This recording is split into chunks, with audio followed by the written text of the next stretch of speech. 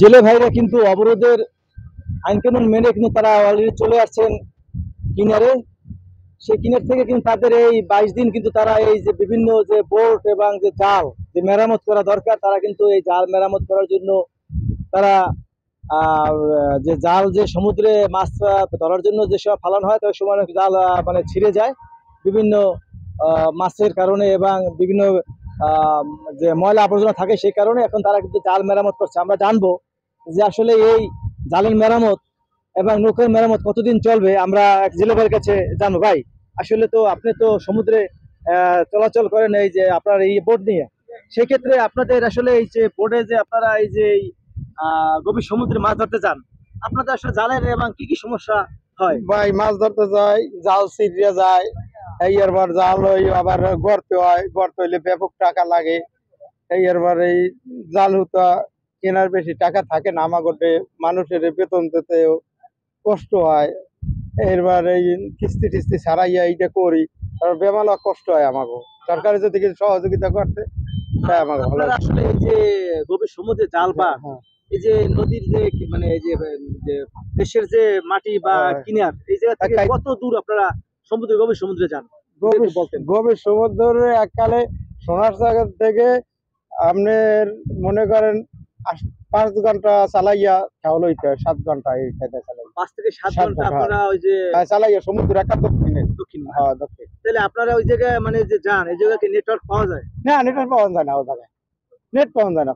পাওয়া যায় না? না। তাহলে আপনাদের কি ভয় করে নাই যে আপনারা এত দূরে যান যে আপনারা ভয় করে তো, এই সিঙ্গেল যদি দেয় তারপর আমরা শুনি যে অমুক তারিখে সিঙ্গেল, আবার 2 দিন আগে আইয়া পড়ি, আর নাহলে একদিন আগে আইয়া পড়ি। এই আসলে যে আবহাওয়াটা খারাপ হয় এটা আমরা বুঝেন কেমনে যে এই যে আবহাওয়াটা খারাপ হয়? আবহাওয়াটা খারাপ হইলে ওটা ওই সমুদ্রের পানি আলা ওঠে, আলাদা ওই একসের খালি তুফান, ওদিক না তুফান ওঠে, একসের খালি ভাঙ্গে ওঠে। তুফান আসে কোন দিক থেকে? দক্ষিণে গেলে। কি ধরনের তুফান?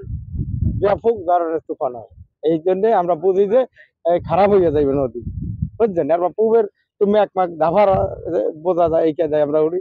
আর ভাইয়া তো কুলে আইয়া দেয় যে সিঙ্গেল দেশ, কুলে এসে দেখেন সিগন্যাল নেট পাওয়া যায় না যে সিঙ্গেল দেশে না দেশে, আমরা তো বুঝি না। ঠিক আছে, আপনার এই যে মাছ ধরে এই যে সমুদ্রে যে ইলিশ মাছ, আপনার কত বছর এই অভিজ্ঞতা?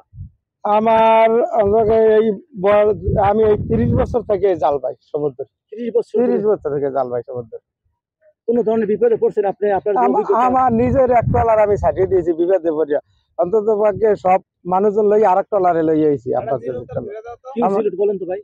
ওই বানে পড়ছিলাম আর সব ভাঙ্গিয়ে গেছে। বান কি? দাফারের কারণে পড়ছে, পুবের দাফার, বুঝছেন।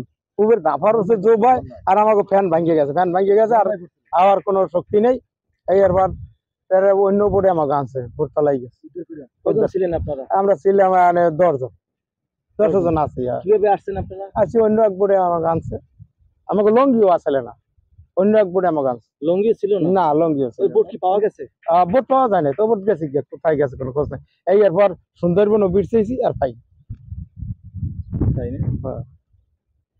অনেক কষ্ট করছি। আসলে তো শুনতে পেরেছেন যে আসলে যে জেলেদের যে জীবন যুদ্ধ এবং জেলেদের যে কষ্ট কিছুটা হলে আমরা আপনাদেরকে জানালাম যে আসলে তারা সমুদ্রে কি পরিমাণ কষ্ট করে এবং কি পরিমাণ তারা এই যে সমুদ্রে মাছ সংগ্রহ করে কিনারে আনার পরে তারা কিন্তু এই যে মাছ বিক্রি করে সেখান থেকে কিন্তু 2 টাকা ইনকাম করে এই পরিবার পরিজন নিয়ে চলাচল